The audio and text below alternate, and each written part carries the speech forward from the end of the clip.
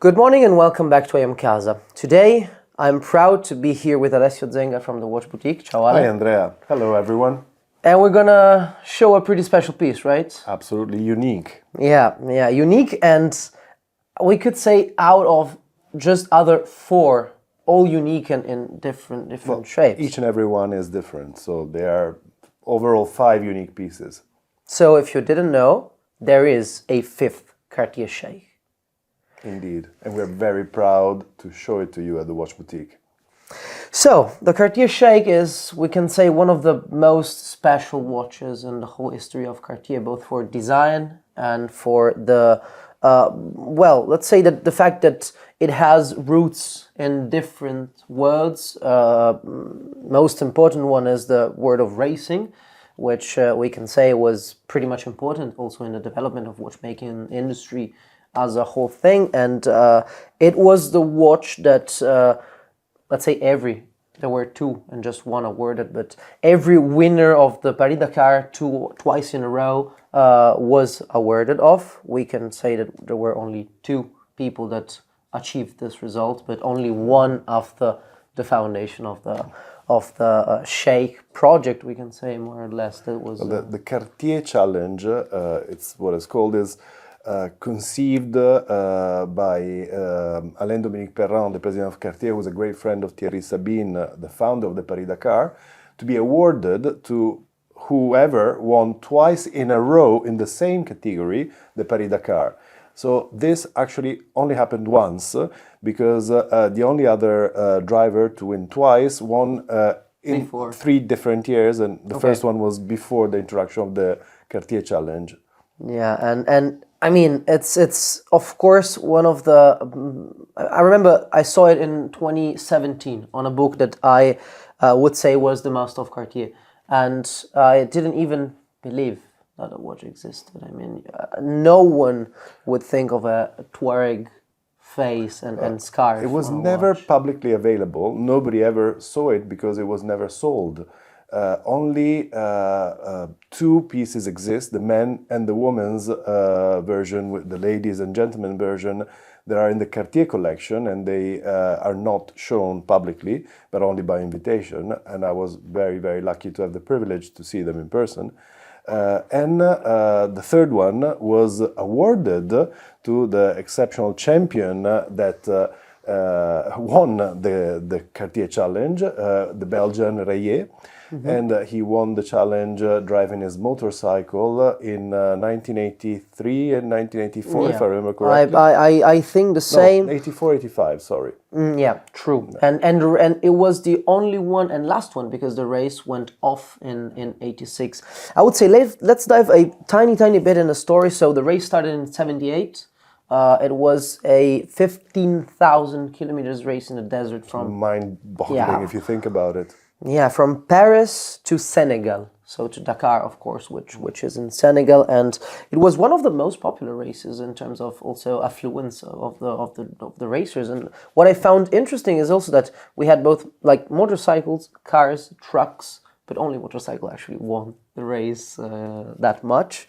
And this whole thing about Cartier was, as you said, to reward the person that won twice in a row. And what's interesting is that we can say that before today, let's say, only 4 examples were known.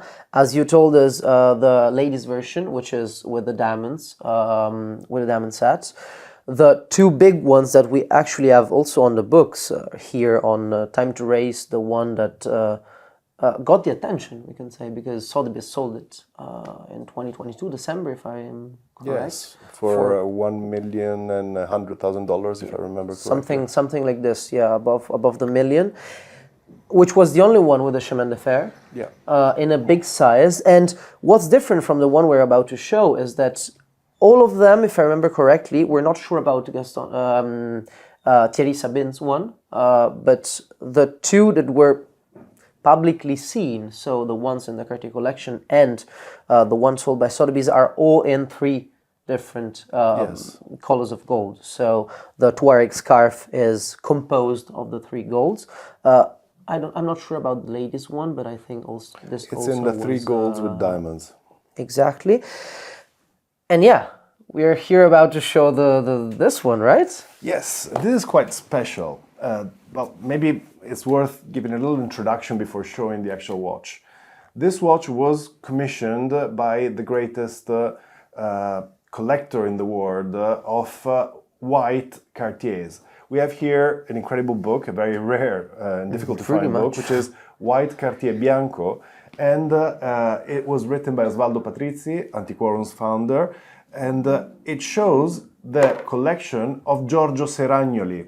Giorgio Seragnoli was a very, very prominent Cartier collector, and he commissioned Cartier this watch, and Cartier allowed him to have the only other sheikh known, aside from the 4 original sheikhs.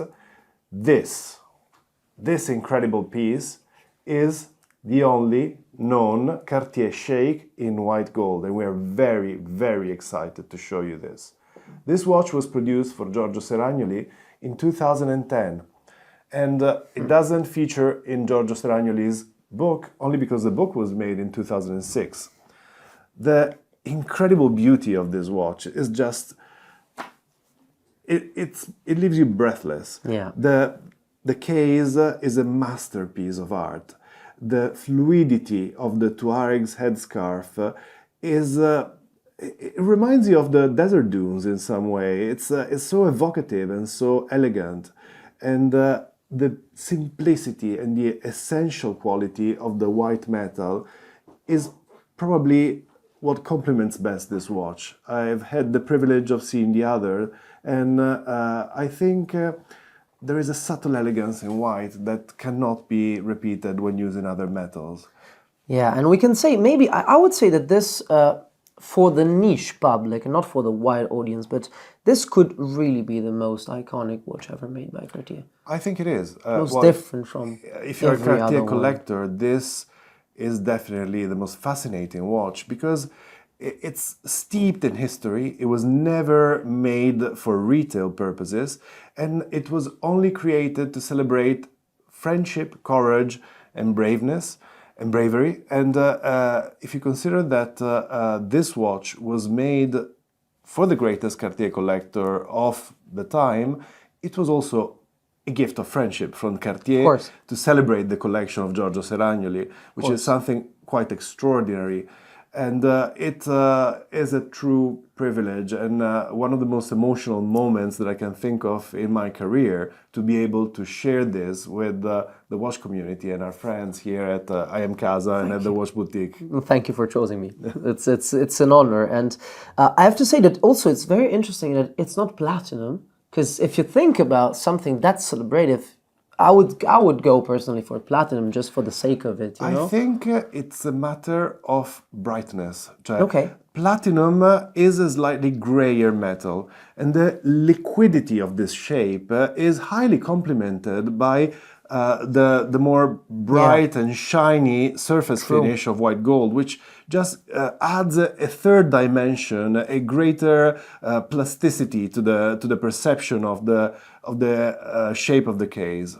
And what's also interesting, in my opinion, is that this could probably be considered, I mean, it's very arguable which one is the most important Cartier watch ever, but this could be considered something like this. It's very difficult to say which is the most important watch because there are so many important watches in the history of Cartier, which is, let's remember, one of the oldest wristwatch makers in the world because they actually introduced the wristwatch. Yeah, 1904, if I'm not mistaken. Yes, it's absolutely. super early, yeah. They are really, literally, the only company that can claim to have produced wristwatches for more than a century. Yep.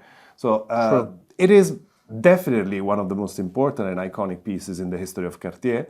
It's definitely one of my personal favorites because I think that it's just an exceptional work of craftsmanship. The quality, the shape, the fact that the shape of the case is asymmetric, which is so characteristic of Cartier, because Cartier is all about shapes and cases that have a certain asymmetry. Think of the crash, think of the asymmetric. It's something that characterizes the brand. And this unique tie with a great adventure is also something that is extremely characteristic of Cartier, because you have to consider that Cartier produced the wristwatch in the beginning of the 20th century for an adventurous man, for Santos Dumont, who was a pioneer of aviation. So the link between Cartier and extreme sports, be it aviation, be it motor racing in the desert, is very, very strong. So this watch embodies everything that Cartier is. And what's also super fun to me is that I think not many people know that it was conceived back in the 80s with a quartz movement, of course, because of the time. And this still being that important, it's quartz that for us nowadays is like not a pro of a watch, but still it's super coherent with the story. And you have to consider the fact that we're talking of a watch that was conceived at the beginning of the 1980s, just after the introduction of quartz, when quartz was mainstream. Most important watches were produced in the early 80s. Think, for example, of the Rolex Texano, of the Patek Beta 21s. But also the pulsar that were sold at Tiffany for a super huge amount of money. It was the standard movement. Yeah. In fact, what is fascinating is that the two sheikhs in the Cartier collection are quartz. This, of course, is quartz. I find it fascinating. The one sold at Sotheby's is a mechanical manual one movement. It's the only one that we have seen. And it's an exceptionally rare piece. What is also interesting and is worth pointing out is that every single one is different from the other, slightly different. In the case of the two three-door versions, the one in the Cartier Museum and the one sold at Sotheby's that we can see here and here, the shape of the dial is different.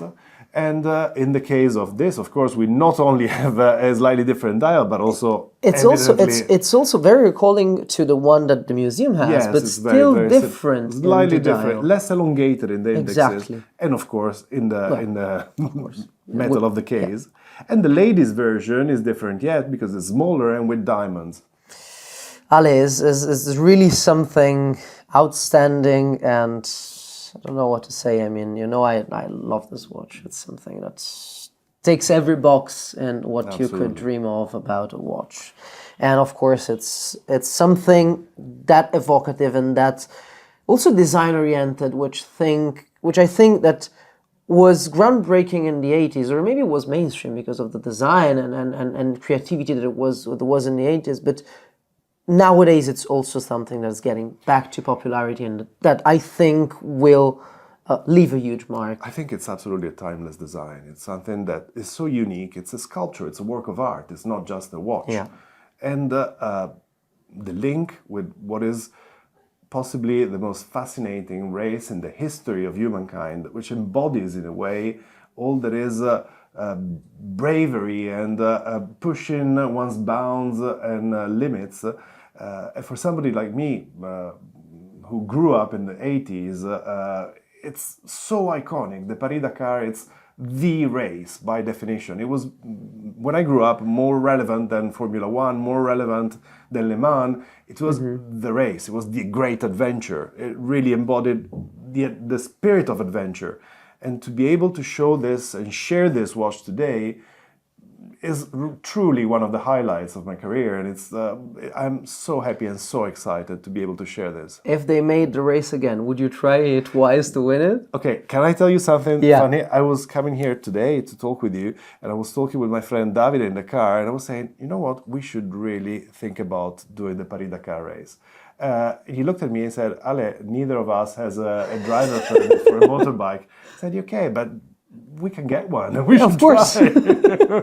This has to be one of the most exciting. It's probably a midlife crisis, I guess. But no, come on. I really, really think it would be very interesting. And let me know when you go. I want to be there. I want to be with you. Alessio, thank you so much for giving me this great pleasure. Well, I don't even ask what you think about the watch because I think we can all agree that it's that much of a masterpiece that there are no words to describe it. Thank you for being with us, and thanks to the Watch Boutique for having me showing this beautiful watch. Thank you, and thank you everybody for your attention and your interest and your passion that you share with us all. See you in the next video.